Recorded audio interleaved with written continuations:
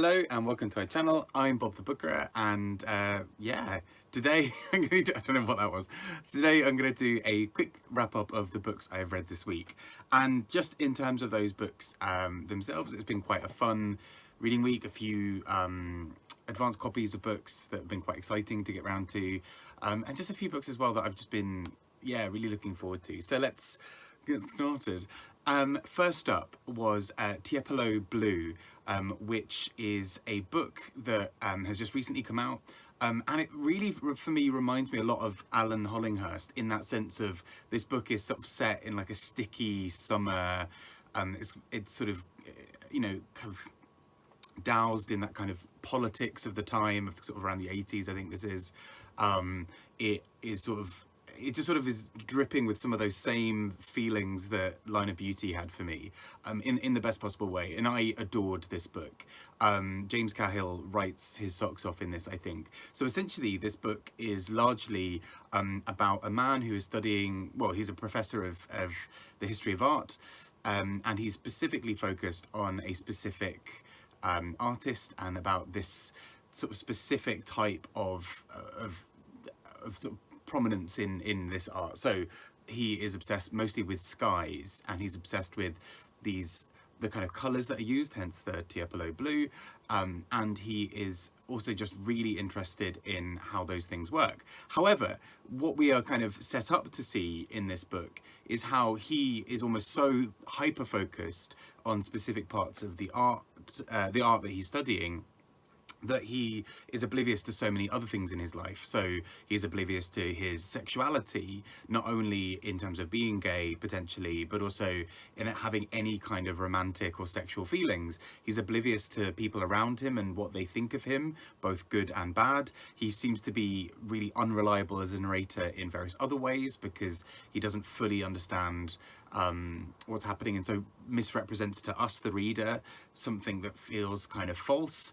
And he is just also really trapped in these weird scenarios around various people. This is also set a lot around Cambridge University, and so there's this sort of upper echelon of sort of snobbery and other things that kind of go into this mix as well. So I found this just fascinating. It took me a little bit to get into, but then once I was in, I just loved the way this book kind of keeps sort of peppering things throughout. And there's a lot where you sort of start to really distrust a lot of his story. He seemingly has very few feelings around anything, but particularly around sex and relationships. And then you realise that's also not true, but it's just very hidden. And so I just thought this book was so fascinating for that reason, and I loved it. A really, really exciting book, I think.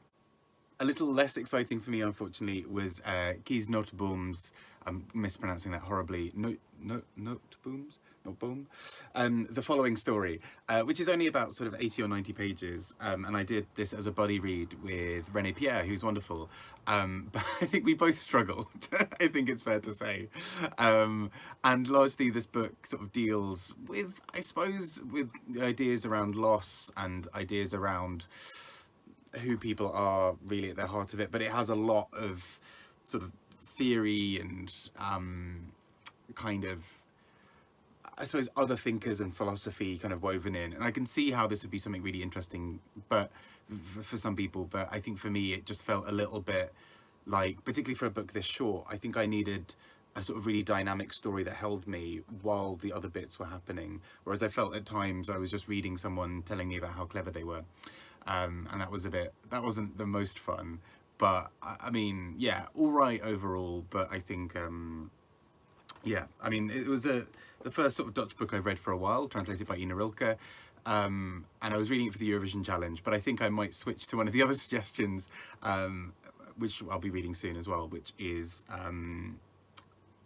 escaped me, but I will put on the screen here. Next, I read A Terrible Kindness by Jo Browning Wroe, and I just found this really enjoyable as a book. It is essentially around, well, we're told at the beginning, this sort of focuses a lot on the Aberfan kind of disaster that happened a while ago. So essentially there was a sort of big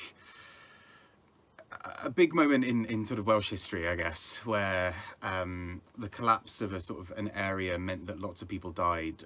It's sort of, I at one point worked not far from there, and it was still very much remembered in the local community sort of years and years later. And I think particularly because it's still sort of within living memory. And the book sort of starts off with that, and we're told that there are some embalmers and sort of people who work in the sort of funeral service, essentially in various ways, who sort of volunteered their services, went over there and basically provided support, not only in sort of burying and dealing with the logistics of somebody dying, but also added, you know, were kind of great sources of support for the local community in terms of, you know, being additional people who witnessed it, essentially, you know, who were there to kind of acknowledge that this whole town had been through a really tough time.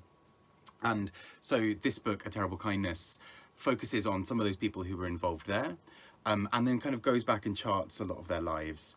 And so what really follows, in some ways it reminds me a lot of Sarah Winman, and I don't know why. I don't know if it's just because the audio narrator sounded a lot like the person who'd narrated A Still Life, but I got that same kind of vibe of this really, you know, these really fun, interesting conversations between characters, with this really loving, warm style. And I think that's something that's so interesting about the book. We watch one of the characters as he sort of rises through being this sort of chorister.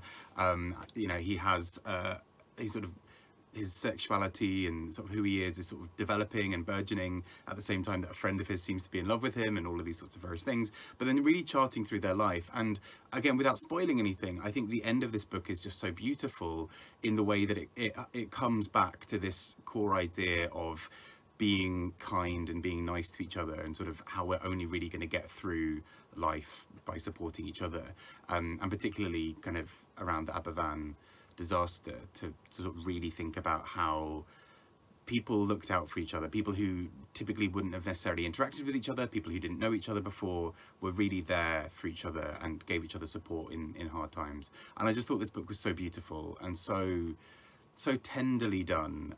I think even though the majority of the story is not around Aberfan, the building that story around those characters really helped the final scenes just have this real poignancy and beauty, and I just thought it was lovely. Next up, I won't speak about this in too much detail because I'm due to do a separate video on this with the wonderful Sean over at Sean the Book Maniac, but this is Scatterlings by, and I will almost definitely mispronounce this name, but Rešoketšwe, Manenzhe. Again, I have definitely mispronounced that name. And this book is sort of quite largely focused, it does a lot of really interesting things, talking about colonialism and talking about, particularly talking about how various people's relationship to land and to country and to place just have such a profound effect on how they see other things about the world. So we've got quite a few characters who often have these quite interesting discussions and disagreements around where they are, who they are, and things like that. So yeah, I'll talk about it in more detail with Sean, but it's a really interesting book, and really glad that the buddy read with Sean made me check this out as well. And on a side note as well, I also, I won't go into like a lot of detail maybe, but I also read a book by the School of Life, and I used to watch their YouTube channel quite a lot. Essentially it's sort of modern, well, philosophy, but tool to kind of look at the modern world and also sort of understand some kind of key concepts in sort of more accessible ways. And they've got a book that's just come out called How to Survive the Modern World, I did really enjoy this. I thought it was quite fun and quite clever how it sort of used quite a lot of art and philosophy to try and inform how we think about the modern world, particularly the rapid acceleration of our pace of life, the fact that we can do things in ways that we previously couldn't, you know, thinking of things like technology, the way that work has changed and the nature of work, and many other things. So I did find it really interesting, although I will say I've read a few School of Life books, and I kind of do feel like if you've read one, you've kind of read most of them. There's quite a lot of overlap, I think, but interesting nonetheless, I think. And last but not least, I read three books, all by Andrew Holleran, and I've only got two of them with me here physically, the third being an advanced copy that I read, so it's all digital. But let's start with that advanced copy, The Kingdom of Sand by Andrew Holleran. And this is a really profound and beautiful book, I think, that deals with loss and grief, and particularly care, and how we look after people. So this is in many ways set quite a bit after The Dancer from the Dance, which in some ways these two novels speak to each other. So whereas Dancer from the Dance is really focused on kind of capturing late 70s and early 80s, well I think it was late 70s, US, and particularly sort of, I believe, New York scene.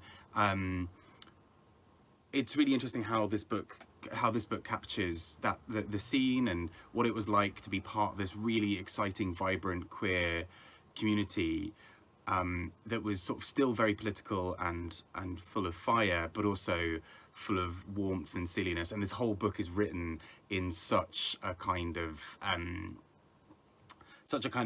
gay lingo almost. It's, you know, at times some parts of it have not aged well, but there is a lot of it that is incredibly interesting and profound and playful and silly and camp.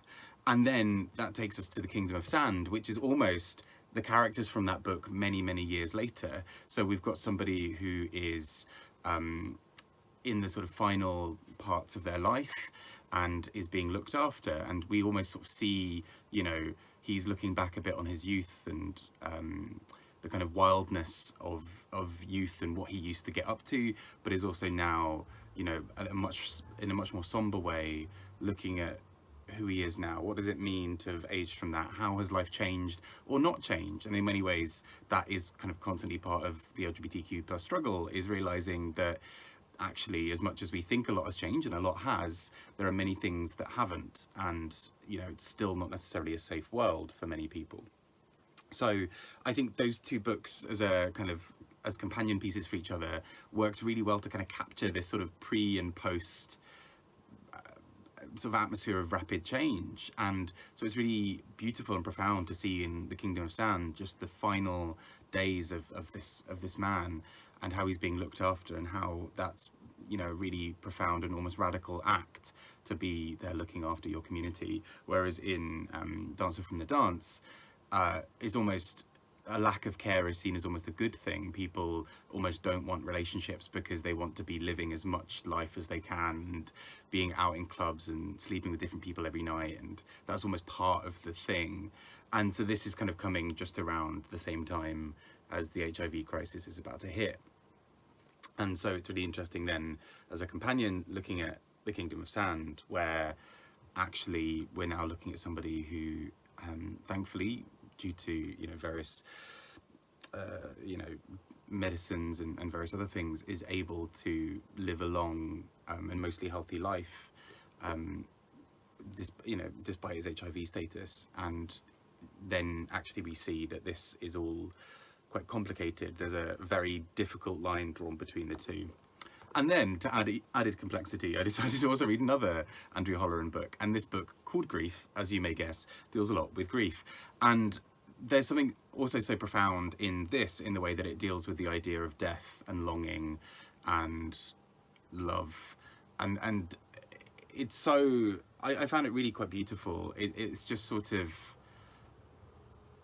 some of the lines in this were just heartbreaking and so poignant, and I just think Andrew Holleran just really, just does so much in it that's beautiful. So I think whereas Dancer from the Dance and Kingdom of Sand really look at the kind of pre and post heyday kind of times, Grief is sort of really like a solemn meditation on what's going on behind everything. What actually happens when you lose somebody? What does that look like? What does it feel like?